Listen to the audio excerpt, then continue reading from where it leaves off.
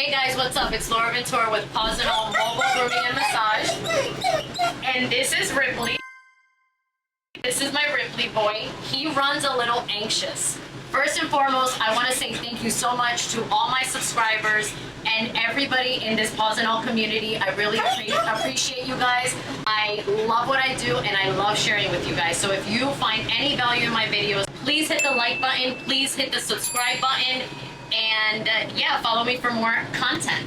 All right, so today I want to talk about how to regulate your nervous system as a groomer, especially when you're dealing with anxious dogs like Ripley here.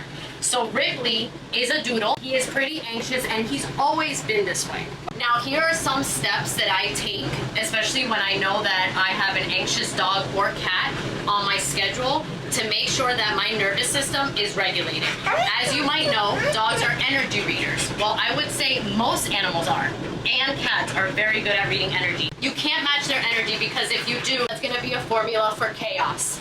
So first and foremost, when I'm dealing with an anxious animal, I'm going to make sure that I have a really good breakfast. I practice self-care in the morning. I grab my cup of coffee. I do not over-caffeinate, okay? But I make sure that I'm energized and I'm mentally in a very stable place. Because when I come into the van and I groom them, I want to have a positive attitude. With Ripley, as you can see, he's getting a little impatient, because I try to be very proactive in their groom and I try to just get things done pretty efficiently, so they're just not waiting around. He wants to be paid attention to all the time, and even though he knows what's going on because I groomed him for so long, he still is going to make these anxious type of noises.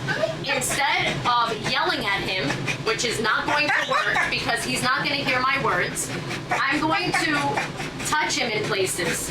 If I want to correct him, all I do is I make a noise and I go, I call it the zap, okay? I put my hands like this and I just gently go,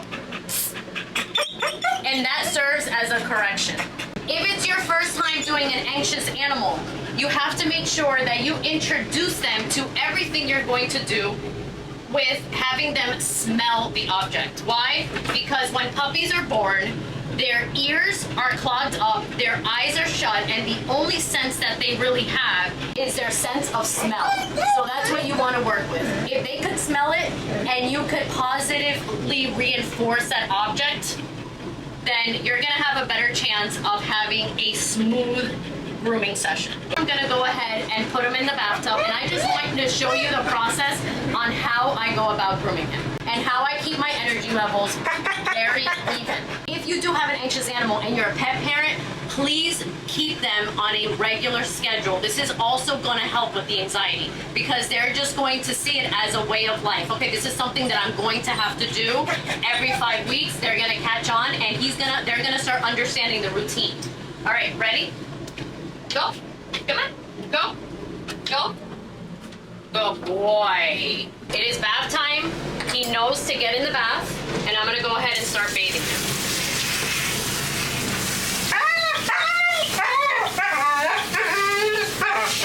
When you have an anxious dog like this, you're going to have to ask yourself, am I hurting this dog?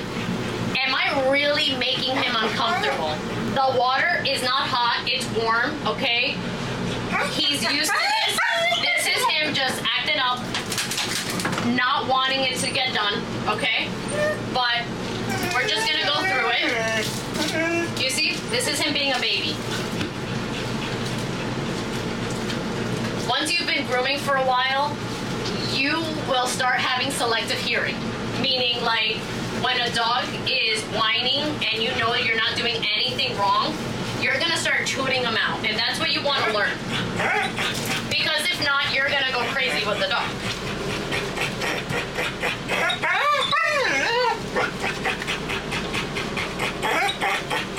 So he's not a fan, as you can tell. I know this because I groomed him for a while. He doesn't like his feet touched. So when I go and clean his feet,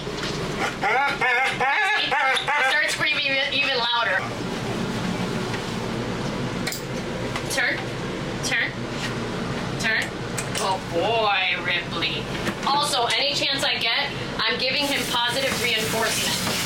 Touching them is so big in the dog world. When you touch a dog and you say, good boy, it's such a reward for them. This is me doing without treats, and he knows what good boy is. So I'm gonna reward him every time he does something that I want him to do. Another thing that you have to understand, and that comes with time. If you're a novice groomer, be patient with yourself. This is gonna come with time, is understanding dog body language, okay?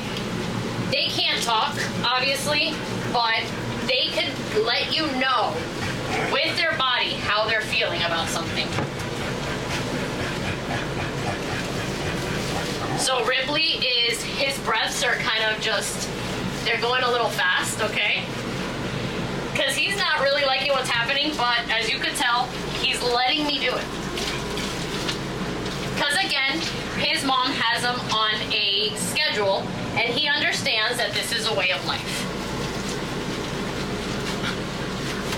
Which is ultimately where you want to get to with your dog, because it's going to be easier for you, for the dog, and for the groomer. Everybody wins, guys. Everybody wins. That's him letting me know he doesn't like his butt touched. But see, it has to happen because look at his butt. Look how much poop that has. And it's also causing irritation because poop is being stuck on there. I'm gonna let it sit in shampoo and water just to soften it up, because if I just pluck that off, it is gonna hurt him. And he will let me know.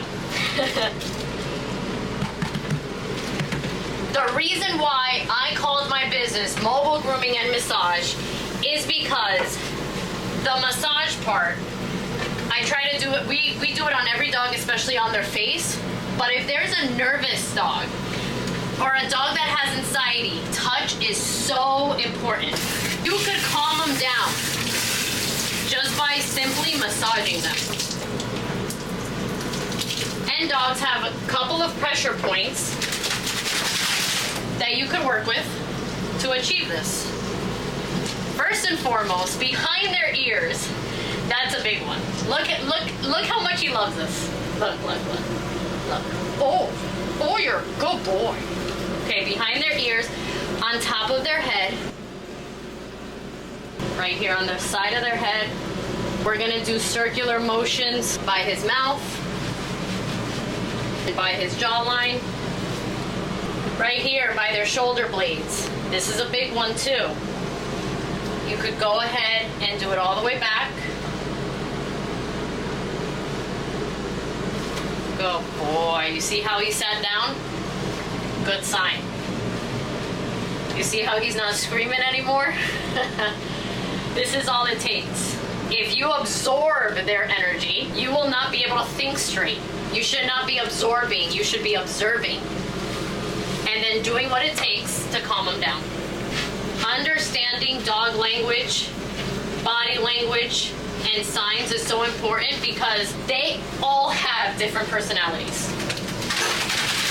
And one of the things here at Pawz and All that I value so much is all of us, each and every one of us that works here at Pawz and All knows each and every dog and knows what they like and what they don't like. That, my friends, is just gonna work in our favor. When I move away from him, he's gonna start crying again.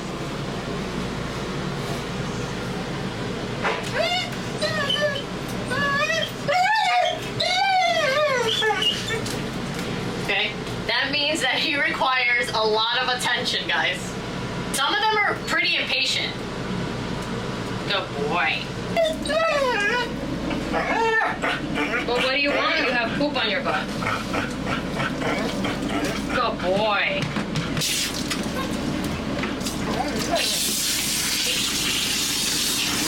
Oh boy. With anxious animals, I talk to them a lot. I talk to them through the whole process, like they understand what happened. What happened? What happened?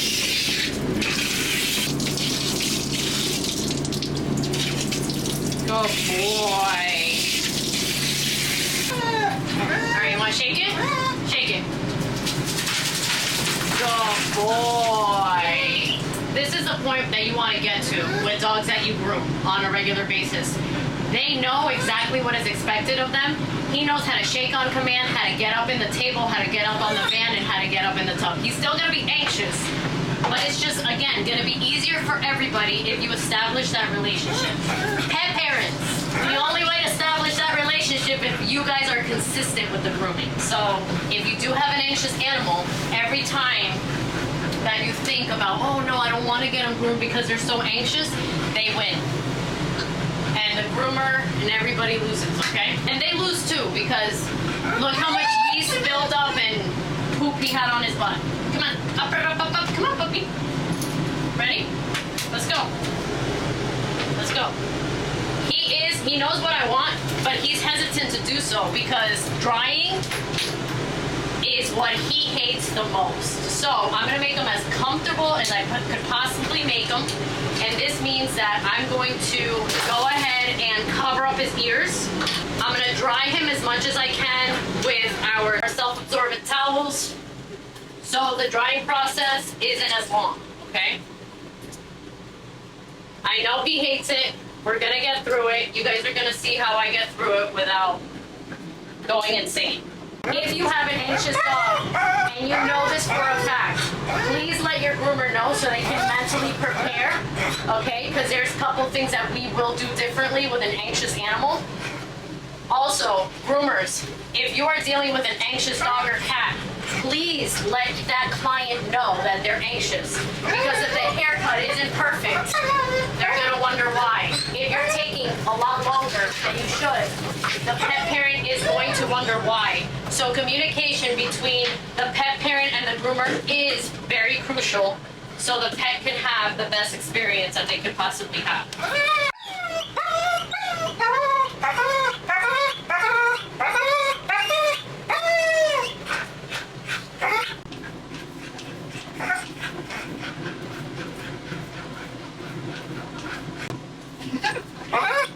You're okay.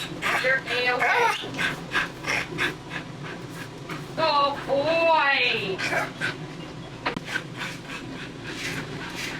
I'm already prepared. He's gonna scream every time I'm gonna go by his paws.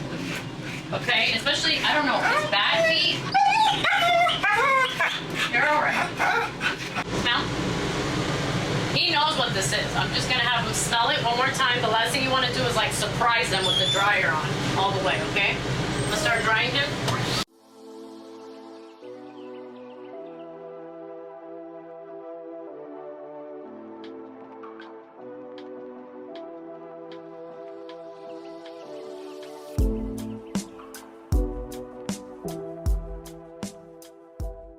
Also, dogs, especially with mobile grooming, when they're anxious, the reason why he's turned this way is because he wants to be looking at his house, okay? So when I turn him this way, he's gonna act up a little bit more. I'm conscious of that, okay? But you have to understand that in order to work around it. Because if you have them this way and they're going crazy on you, you don't know why, you're gonna get worked up, okay? So I'm just gonna walk him through it because I need him this way to be able to try this side, all right? I'm also gonna position him correctly. So he's gonna wanna come this way, I'm gonna move his head this way, all right? I'm also gonna work with my groomer's helper and make sure that I'm leaving him there. And I'm also going to move him from right here. I can hold him also.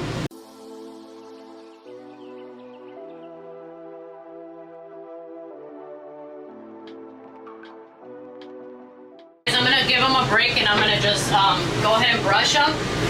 With these type of curly coats, if you're doing a full hand dry, you are gonna wanna stop and brush, or brush as you go, because if not, they're gonna take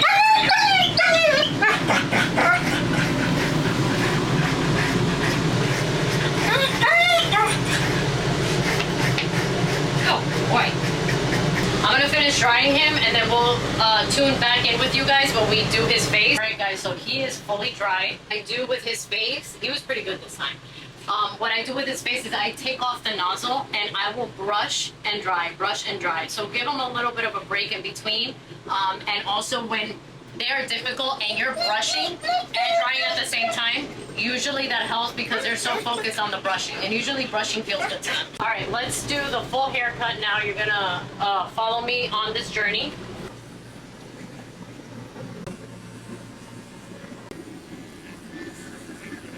So when he's pulling away from me, I'm not gonna let him, okay? I'm gonna keep my hand right here. And they eventually stop. You don't have to tug at them, you're gonna keep your hand right there. So they know, okay, no matter how much I pull, she's not letting me go.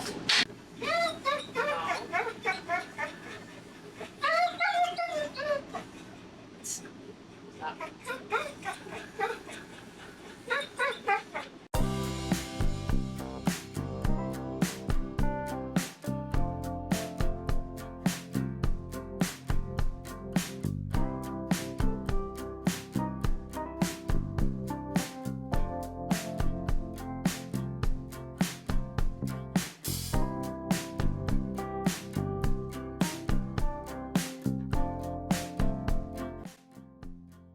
I am done with the comb attachment. He was pretty good for that.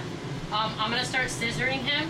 He's probably not gonna like his paws. Let's see. Okay. And let me tell you something about dogs. Sometimes they have really good days, and sometimes it's just a bad day. They don't want to be groomed, and they'll let you know it. Ripley, he's having a good day today.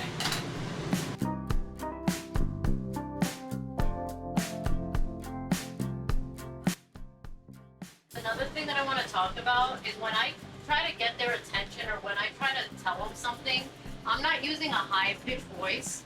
I'm also not really using words. I literally could communicate with a dog just by using little sounds. So if I want him to do something, I either signal what I want him to do or I also make a noise. So I go, that's my little noise, like. So if he's pulling away, I'm gonna correct that and I'm gonna make a noise with it just to mark that. Being a really good dog groomer has to do a lot with learning how to communicate with dogs. And that comes with learning their body language, and also if you want to get a step ahead of the game, learn dog training. Because there's a lot of things that are important in the dog world that we kind of overlook. And if you understand dog training, you will understand their psychology a lot more, making your life a lot easier. Oh, because you guys are funny. That's really funny.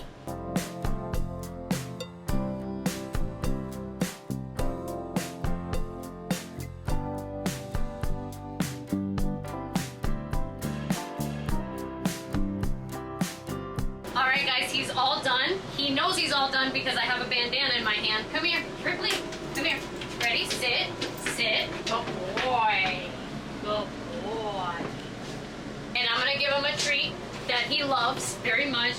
Again, positive reinforcement. You could do this with treats, you could do this with words, or you could do this with touch, okay? Good boy. Oh, what a good boy. I'm gonna give him a second to eat it, and then he's gonna go home. Guys, this is how you work with an anxious dog. I hope you liked this video. If you learned anything from this video, please hit the like button. Please hit subscribe. Thank you guys for all the support and this community. It means so much to me. And Ripley says bye.